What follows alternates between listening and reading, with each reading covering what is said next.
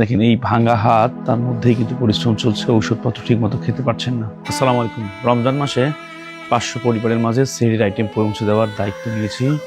আজকে 11তম দিন, আজকে আমরা 11 জনকে দিব।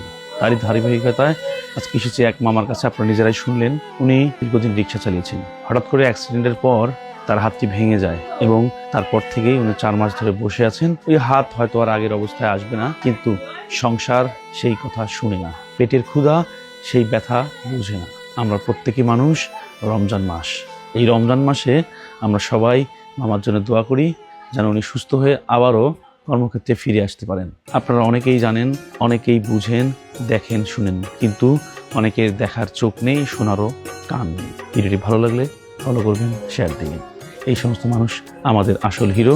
তারা আপনার সাহায্য চায় না, সহযোগিতা চায় না, তারা শুধু নিজের মতো করে বাঁচতে চায়। আসুন আমরা তাদের সাহস যোগাই।